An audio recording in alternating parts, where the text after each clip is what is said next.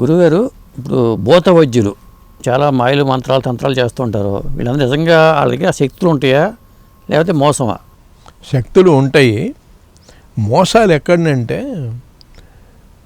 చిన్న దాంతో పోయేదానికి పెద్దగా చెప్తారు. ఒకరికి ఎవరికైనా భూత సంబంధమైన బాధ ఉన్నది, ఒక తావీజు తయారు చేసి ఒక యంత్రము ఇస్తే అది పోతుంది.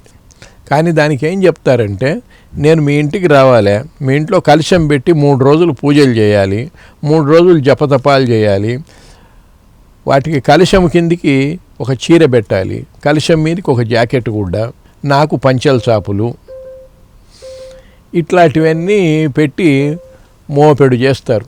చేసిన తర్వాత 3వ రోజు రాత్రి మనం శ్మశానానికి వెళ్ళిపోవాలి. అక్కడ ఒక చిన్న హోమం ఉంటుంది, దానికి కావాల్సిన వస్తువులు అవి ఇవన్నీ చెప్తారు. ఇట్లాంటివి ఉంటాయి. అవి యథార్థంగా అంత అవసరం లేదు. దానికి మామూలుగా ఒక యంత్రం ఇస్తే చాలు. ఒకరోజు మనం ఇంట్లో కూర్చొని జపం చేసి యంత్రం ఇస్తే చాలు. ఓకే. అయితే యంత్రం ఇస్తే ఎంత ఇస్తారు? మీకు 100 ఇస్తారు, 200 ఇస్తారు, లేకపోతే 1000 రూపాయలు ఇస్తారు. ఈ తతంగం అంతా నేను మీ ఇంటికి వచ్చి 3 రోజులు కూర్చుంటే నాకు తిండి తిప్పలు రాజభోగాలు స్వామికి వస్తాయి. ఇంకొకటి ఏంటంటే, ఇరుగు పొరుగు వాళ్ళు, ఇబ్బందులు ఉన్న వాళ్ళు వచ్చి 4 కలుస్తారు. ఆ రకంగా కూడా 4 రూపాయలు సంపాదించుకోవచ్చు. ఏదో ప్రశ్నలనేో అదేనో ఇదేనో ఏదో. మీ ఇంటికి వచ్చాననుకోండి, మీ ఇరుగు పొరుగు వాళ్ళు మీకు తెలిసిన వాళ్ళు, మా ఇంట్లో కూడా రండి, మా ఇంటికి వచ్చేయండి అంటారు. 10 మంది వస్తారు. అట్లా కొంచెం ప్రచారము జరుగుతుంది. అందువల్ల ఇటువంటివి ఉంటాయి. ఓకే. అవి మనం దాన్ని ఏం చేయలేము. అంటే ఇలా మోసం చేసిన సందర్భాలు మీరు ఏమైనా గమనించారా? మోసం చేయటం అంటే కొన్ని మోసాలు ఉంటాయి. ఒక ఊళ్ళో నాకు తెలిసిన ఒక ఆయన ఉండేవాడు. ఆయన పేరు రెంటచింతల రాధామోహన్ గారు. ఆయన బాగా శాస్త్రం చదువుకున్నవాడు, మంచి భూత వైద్యుడు, మంత్రాలు తంత్రాలు, శూలిని దుర్గా ఉపాసకుడు. ఆయన అష్టావధానాలు చేసేవాడు అంతకుముందు, మంచి కవి కూడా. ఆయన ఒక వర్తకులు, ఒక శెట్టిగారి ఇంట్లో భూత వైద్యానికి వెళ్ళారు. అక్కడ భూత వైద్యం చేస్తూ ఉన్నారు. ఆయనతో పాటు ఆయన శిష్యుడు ఒకడున్నాడు, జంగమదేవర. ఆయన పేరు బాలవీరయ్య. ఆ బాలవీరయ్య కూడా వెళ్ళాడు. ఆఖరి రోజున వీళ్ళు వాళ్ళ ఇంట్లో ఒక హోమం చేసి రాత్రిపూట ఇవన్నీ శ్మశానములో పూజ చేయాలి. ఈ హోమం చేసిన పుల్లలు, బొగ్గులు, ఇట్లాంటివంతా ఏదో కోసిన నిమ్మకాయలు, ఆమె ఏదో ఆ గ్రహం పట్టిన మనిషి జుట్టు కట్ చేస్తారు, అది ఇవంతా అక్కడ శ్మశానంలో పూజ చేయాలి. అక్కడికి పోదామని చెప్పి అందరూ కలిసి శ్మశానానికి వెళ్ళారు. వెళ్ళేటప్పుడు అక్కడ ఒక హారతి ఇవ్వాలి మనము, కాబట్టి ఒక పళ్ళెం కావాలి అన్నారు.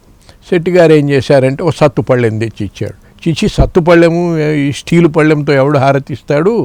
దీనికి ఏదైనా ఇత్తడి పళ్ళెమో కంచు పళ్ళెం అయితే శ్రేష్టము, కంచు పళ్ళెం కావాలి అన్నారు. స్వామి, పంచలోహాల పళ్ళెం ఉన్నది, పనికి వస్తుంది అన్నాడు. అయితే ఇంకేమి రాది, చాలా మంచిది అని చెప్తే ఆ శెట్టిగారు పూర్వాన్ని నుంచి వాళ్ళ ఇంట్లో ఉన్నది ఇంత పంచలోహాల పళ్ళెం ఇచ్చాడు. ఆ పళ్ళెం తీసుకొని పోయినారు. అక్కడ హారతి ఇచ్చారు.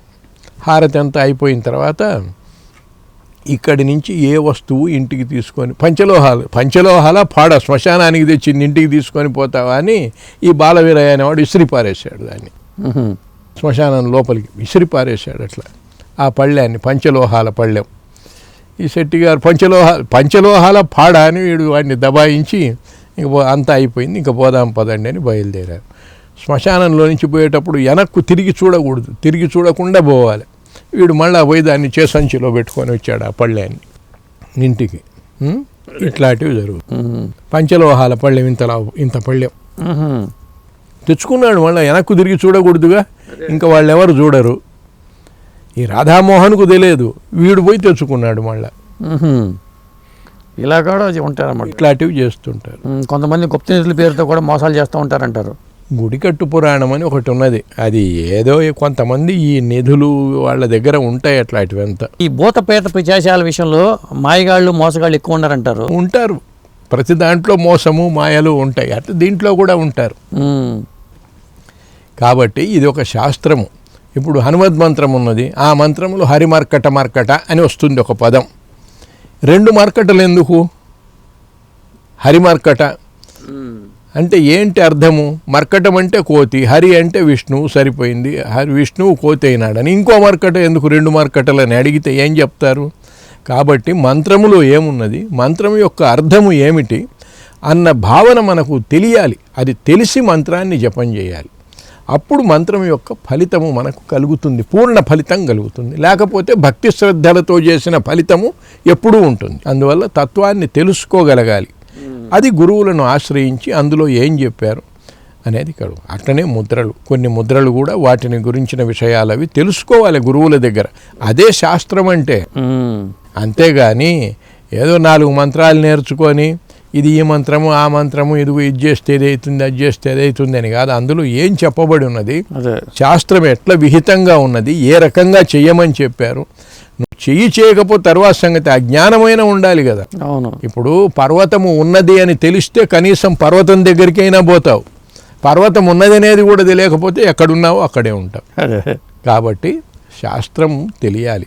అదిగాక శాస్త్రదృష్ట్వం, గురోర్వాక్యం శాస్త్రదృష్ట్వం, తృతీయం ఆత్మనిశ్చయం.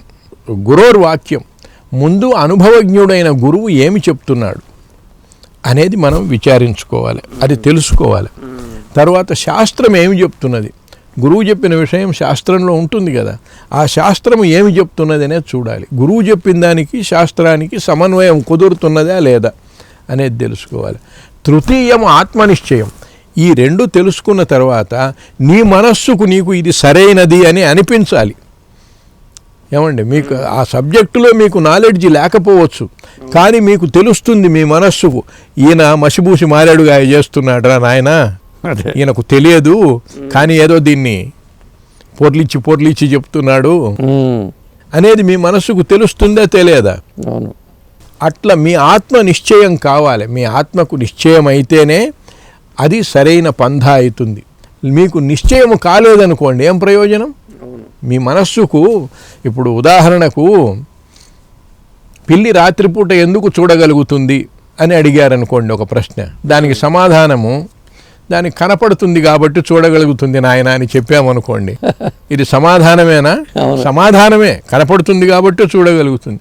కానీ నిజానికి ఇది సమాధానమా? కాదు. అట్లా ఏదో దాటేసుకొని పోవటం కాదు. శాస్త్రం ఏం చెప్తున్నది, గురువు ఏం చెప్తున్నారు, మన మనస్సుకు ఇది నచ్చిందా నచ్చలేదా అని ఆత్మనిశ్చయం కలగాలి. అట్లా ఉన్నదే సిద్ధాంతీకరింపబడుతుంది. దాన్నే మనం విశ్వసిస్తాం, లేకపోతే ప్రయోజనం లేదు.